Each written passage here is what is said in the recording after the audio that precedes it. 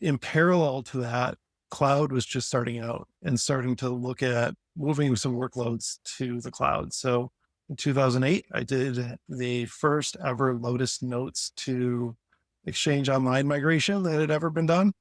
And it was a big learning curve for me. And I realized that some of the traditional points that I'd be looking at from a hardening perspective didn't really exist in the cloud at that point.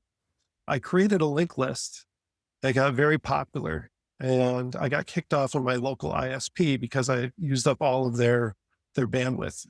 At that time, I had just learned to monetize my site. I had started selling some banner ads on it, and I was starting to make some money as like a 14-year-old, and talking like 20, $30 a day, got basically shut down.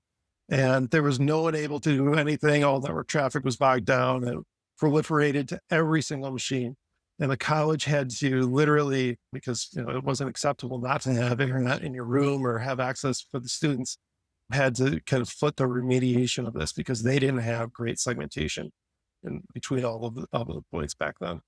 So as you were learning and growing, and maybe let's talk about the first pivot into the software development side. What made you make that decision, and how did you go about deciding to do that?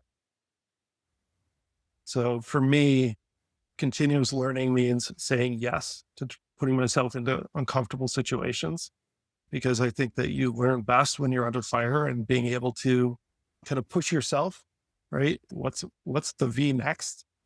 Go to the small booths, the ones that are in the back corner that are like, one person at, and it's usually the founder there, and ask them for a demo of their product, right?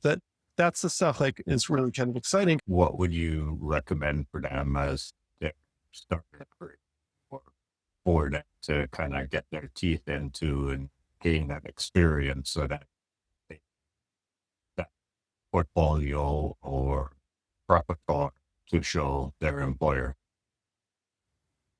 It's not necessarily going to create you a great, beautiful document with 100% facts. You have to come in knowing the facts, knowing what's right, give really comprehensive instructions to it.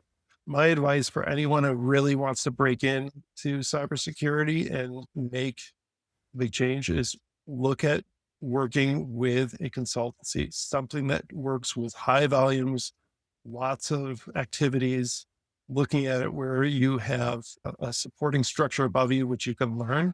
Beauty of it is that, they're doing scale, right? And so they're creating a role that can work across 20 different customers in the year, 50 different customers.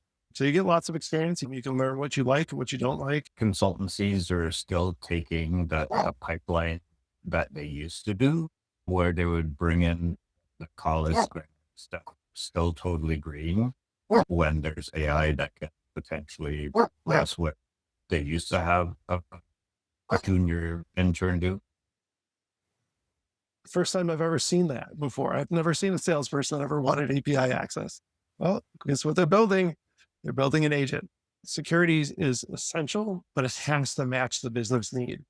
And if it doesn't match the business need, then we're over trying, or we haven't, aligned to the business opportunity. I would highly doubt that there's any business app that's going to be purchased in the next year that doesn't have AI built into it.